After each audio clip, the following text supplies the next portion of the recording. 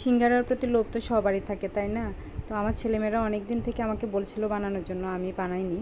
তো আমার একদিন দোকান থেকে কিনে এনে আমাকে দেখে দেখেই খাচ্ছে আর বলছে দেখো আমরা সিঙ্গারা কিনে এনে খাচ্ছি। আমি ভাবলাম যে যা তোদেরকে আমি বানিয়ে খাইয়ে দেখাবো, তোরা 2-3টে করে খাচ্ছিস, আমি অনেকগুলো বানাবো। যাই হোক 2 কাপ ময়দা নিয়েছি, কিছু সুজি দিয়েছি, কালো জিরা দিয়েছি, লবণ দিয়েছি, তেল দিয়ে শুকনো উপকরণগুলো একসাথে মেখে তারপরে একটু একটু করে জল দিচ্ছি। জল কিন্তু আমি একসাথে সব দিব না, জল একসাথে দিলে নরম, একেবারে নরম ডো হয়ে যাবে, সেটা আবার বানাতে কষ্ট হয়ে যাবে। আমি একটু একটু করে দিয়ে সুন্দর একটা ডো তৈরি করে নিয়েছি। ডোটা কিন্তু একেবারে নরমও হয়নি আবার একেবারে শক্তও হয়নি। এবার আমি ভিজে একটা কাপড় দিয়ে সেটাকে মুড়িয়ে রেখেছি। তারপর আমি আলু সিদ্ধ করে নিয়েছি, একটা গাজর ছিল সেটাকেও ছাড়িনি, সেটাও সাথে দিয়ে আড় ভাঙা করে ভেঙে নিচ্ছি। তারপর আমি শুকনো খোলায় কিছু শুকনো মরিচ দিয়েছি, তারপর হচ্ছে ধনে দিয়েছি, গোটা ধনে দিয়েছি, তারপর হচ্ছে মিষ্টি জিরা দিয়েছি, তারপর জিরা দিয়ে কিছুটা ভেজে নিচ্ছি। খুব বেশি হাই হিটে ভাজবো না, মিডিয়াম হিটেই ভেজে নিব। তারপর সেটা ঠান্ডা হলে আমি ব্লেন্ড করে নিব। এবার আমি কড়াইতে তেল দিয়ে সেখানে আমি 5 ফোড়ন দিয়েছি, পেঁয়াজ দিয়েছি, তারপর হচ্ছে বুট দিয়েছি কয়েক ঘন্টা ভিজিয়ে রেখে, আদা বাটা দিয়েছি, তারপরে হচ্ছে কিছু ছোলা বুট দিয়েছি। আমার ছেলেমেয়েরা একেবারে বাদাম খেতে চায় না, তো বাদামের পরিবর্তে আমি ছোলা দিয়েছি। তারপরে হচ্ছে টমেটো দিয়েছি, কাঁচামরিচ দিয়েছি, আর হচ্ছে আদা বাটা দিয়েছি। তো সব একসাথে দিয়ে কিছুটা নেড়ে চেড়ে এরপরে সিদ্ধ আলুটা দিয়ে দিয়েছি আর ভাজা মশলাটা দিয়েছি। তারপর হচ্ছে ধনেপাতা দিয়েছি, একটু চিনি দিয়েছি। এই পুরটা খেতে দারুণ লাগে, খুবই মজা হয় এই পুরটা। তো তোমরা এইভাবে পুরটা করে খেয়ে দেখো। এরপর হচ্ছে আমি সেই সিঙ্গারার ডোটা নিয়েছি, ডোটা নিয়ে আমি অনেকগুলো কেটে নিয়েছি। তারপরে একটা একটা করে বানাবো। তো আমি একটা একটা করে ছোটো লিচি করে করে বানানো সেটা আমার পক্ষে সম্ভব না, সেটা আসলে খুব কষ্টকর।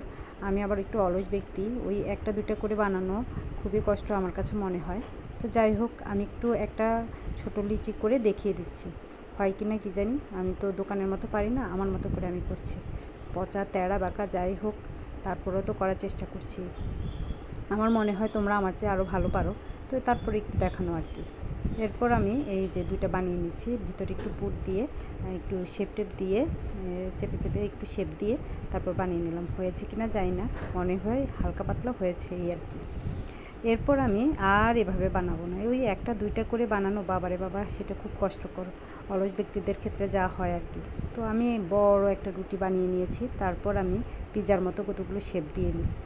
এরপর আমি এভাবে অনেকগুলো বানাবো, কারণ একটা একটা করে বানানো আমার জন্য কষ্টকর ব্যাপার আর কি। তো এরপর আমি ভিতরে পুরটা দিয়ে এরপরে দেখো 2 পাশে চেপে মাথাটাকে টেনে ওই ওই যে মানে কী বলে 2 পাশে চেপে দেওয়াটার মধ্যে দিয়ে দিয়েছি, সাইডে টাইডে একটু চেপে দিয়েছি। তারপরে একটু প্যাঁচ দিয়ে সিঙ্গারার মতো কোনো মতে মানে বানানো আর কি, সিঙ্গারার মতো শেপ দিয়ে নিয়েছি।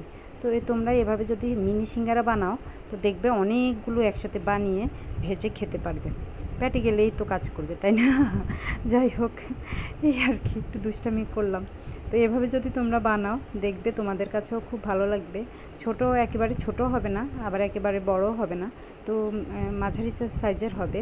এভাবেও তোমরা অনেকগুলো বানিয়ে খেতে পারবে। তো আমি এভাবে অনেকগুলো বানিয়েছি। তো মানে কি বলে, ছেলে মেয়েরা মন প্রাণ ভরে খেয়েছে, যতগুলো ইচ্ছে ততগুলো খেয়েছে। শুধু ছেলে মেয়েরা কেন বলবো, আমরাও ইচ্ছা মতো খেয়েছি। তো তোমরাও যদি চাও এভাবে অনেকগুলো সিঙ্গারা একসাথে বানিয়ে নিতে পারবে। আর এভাবে বানানোও সহজ, খেতে তো মজাই।